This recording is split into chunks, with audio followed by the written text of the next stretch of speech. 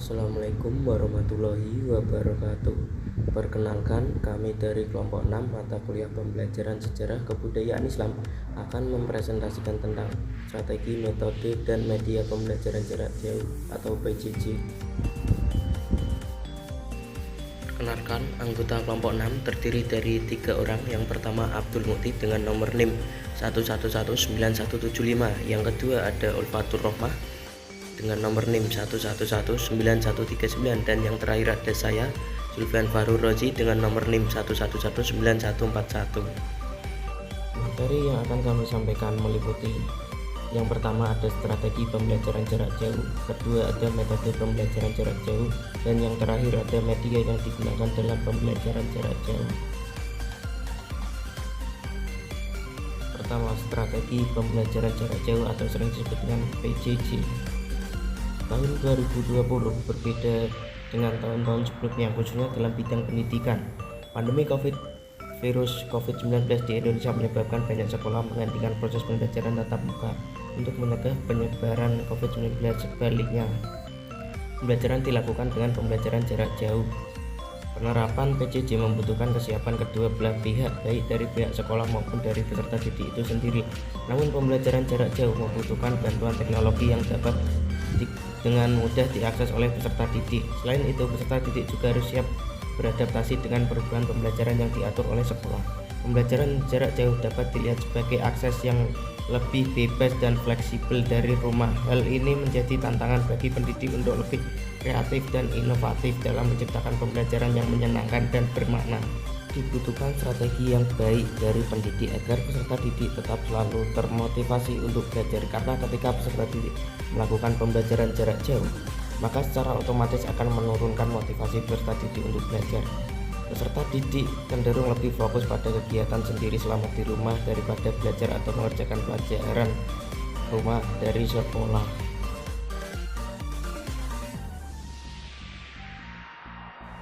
Diperlukan strategi yang tepat dalam proses pembelajaran jarak jauh. Di antaranya adalah: yang pertama ada manajemen waktu. Manajemen waktu adalah tentang mengatur waktu belajar secara teratur, bekerja dengan fokus tugas yang diberikan oleh pendidik kepada peserta didik.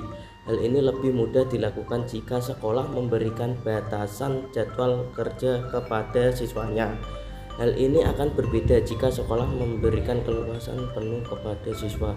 Peserta didik harus mengatur jadwal belajarnya sendiri. Jadi bagi orang yang tidak terbiasa belajar mandiri, biasanya akan mengerjakan tugas sekolah di menit-menit terakhir deadline.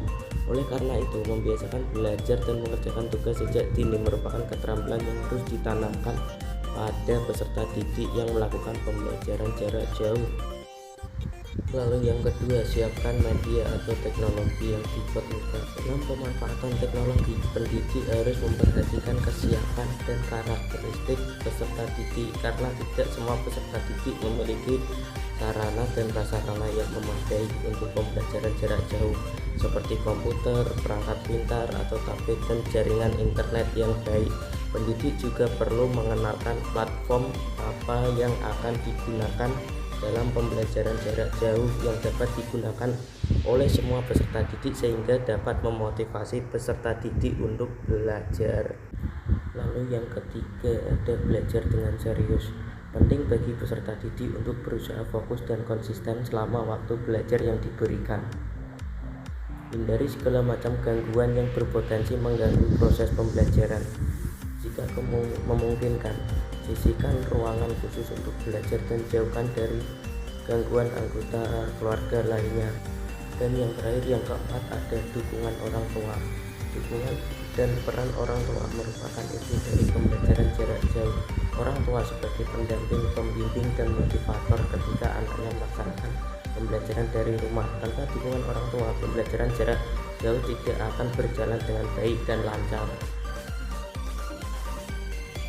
Lalu di poin 2 ada metode pembelajaran jarak jauh. Di antaranya adalah: pertama ada e-learning. E-learning adalah metode pembelajaran di mana dalam proses pembelajaran guru dan siswa menggunakan internet dan teknologi informasi sebagai sarana prasarana. Model pembelajaran ini akan mendorong siswa mempelajari materi yang didapat melalui website, blog, video, bahkan sosial media. Dan yang semakin membuat e-learning digemari adalah e-learning dipadukan dengan LMS atau Learning Management System yang membantu siswa untuk mendapatkan materi, berinteraksi dengan siswa lainnya, mengunggah tugas proyek, dan saling memberi komentar. Lalu yang kedua ada metode pembelajaran daring. Sesuai namanya, metode daring atau bisa disebut dalam jaringan. Metode pembelajaran yang satu ini dijalankan menggunakan bantuan teknologi jaringan secara full online. Metode daring adalah metode yang pertama kali disarankan oleh Kemendikbud atau Kementerian Pendidikan dan Kebudayaan untuk mengantisipasi aktivitas pembelajaran selama masa pandemi COVID-19 ini. Pembelajaran daring dilakukan dengan memanfaatkan fasilitas yang ada di rumah masing-masing siswa tanpa adanya pertemuan tatap muka secara langsung.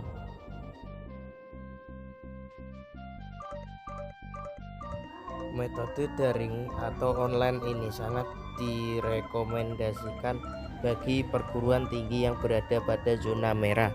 Dengan metode ini diharapkan kegiatan pembelajaran tetap berlangsung secara optimal meskipun tidak ada pertemuan tatap muka. Sebagai kegiatan pembelajaran biasa, mahasiswa dan dosen tetap mampu berinteraksi dari rumah masing-masing. Lalu yang ketiga ada metode blended learning. Blended learning adalah sebuah metode pembelajaran yang dilakukan dengan cara menggunakan, mencampurkan, mengkombinasikan sistem pendidikan konvensional dengan sistem pendidikan berbasis digital. Pembelajaran dengan menggunakan blended learning dirasa lebih efektif meningkatkan minat belajar mahasiswa. Jadi mahasiswa tidak hanya belajar dari berbagai macam e-book dan buku saja tanpa tatap muka sama sekali, namun sistem tatap muka masih bisa dilakukan via video conference untuk memacu semangat mahasiswa dan sebagai pengawasan langsung terhadap mahasiswa. Lalu selanjutnya ada poin C, media pembelajaran jarak jauh. Media pembelajaran jarak jauh paling efektif digunakan yaitu internet seperti Zoom, Google Meet, WebEx, dan lain sebagainya. Adapun media lain seperti televisi dan radio juga bisa digunakan. Media ini sangat dibutuhkan kala pandemi COVID-19 melanda di dunia. Di Indonesia tepatnya mulai Maret 2020, pembelajaran jarak jauh terpaksa harus diterapkan. Hal ini untuk menjaga kesehatan dan mencegah penularan virus corona. Instansi pendidikan wajib merubah pola pembelajaran dari sebelumnya offline menjadi online, sehingga media pembelajaran jarak jauh menjadi hal utama yang dibutuhkan. Berikut ini beberapa media pembelajaran secara jarak jauh. Pertama ada internet. Pilihan utama dalam pembelajaran jarak jauh yaitu menggunakan media internet. Media ini paling baik karena dapat memberikan informasi dua arah secara langsung. Dalam penggunaan media internet terdapat beberapa media atau aplikasi di antara sebagai berikut. Ada Zoom Meeting. Zoom Meeting memberikan layanan video meeting dan juga webinar bagi para pengguna. Terdapat layanan gratis selama 40 menit dan juga berbayar yang unlimited. Pengaturan dari Zoom ini cukup lengkap di mana dapat mengatur mute, unmute, CEO host, live streaming Facebook dan YouTube, dan menyediakan menu untuk breakout. Lalu ada Google Meet. Google Meet adalah layanan Google yang secara gratis untuk digunakan sebagai media meeting secara virtual. Kemudian layanan ini hampir sama dengan Zoom, namun untuk kelengkapan pengaturannya. Namun secara Zoom memiliki fitur yang lebih lengkap, server yang besar, dan memberikan kemudahan bagi penggunanya. Lalu selanjutnya ada YouTube. Siapa yang tidak tahu dengan YouTube? YouTube bisa menyiarkan video secara live maupun non-live. YouTube saat ini menjadi media yang digemari oleh banyak masyarakat karena menyajikan berbagai macam media, baik hiburan maupun edukasi. Lalu selanjutnya ada WhatsApp Group. WhatsApp ini menjadi aplikasi messenger terbanyak digunakan di Indonesia karena memiliki kemudahan dalam penggunaannya, sehingga dapat digunakan sebagai media chatting dan juga dapat digunakan sebagai video. Dengan maksimal 8 pengguna, aplikasi ini cukup banyak digunakan dalam pembelajaran karena tidak memerlukan banyak kuota internet. Lalu kita bisa menggunakan Google Form. Google Form ini sebenarnya memiliki fungsi untuk pengumpulan data, namun dapat digunakan juga ketika pelaksanaan tes. Aplikasi ini bisa memberikan penilaian secara langsung, terutama untuk metode pilihan ganda. Lalu selanjutnya kita bisa menggunakan televisi sebagai media pembelajaran jarak jauh. Dengan media televisi juga mampu memberikan peran yang baik dalam pelaksanaan pembelajaran jarak jauh. Dengan media ini memiliki jangkauan yang luas tanpa biaya. Media ini memiliki kekurangan karena tidak dapat langsung bertanya atau berinteraksi kepada pemberi materi atau guru. Selain itu, kita tidak dapat memilih pelajaran yang mana yang ingin kita pelajari. Ya, terima kasih, cukup sekian yang dapat saya sampaikan. Apabila ada tutur kata yang salah, saya mohon maaf yang sebesar-besarnya. Jangan lupa untuk like dan komen video ini dan jangan lupa subscribe channel ini. Terima kasih. Wassalamualaikum warahmatullahi wabarakatuh.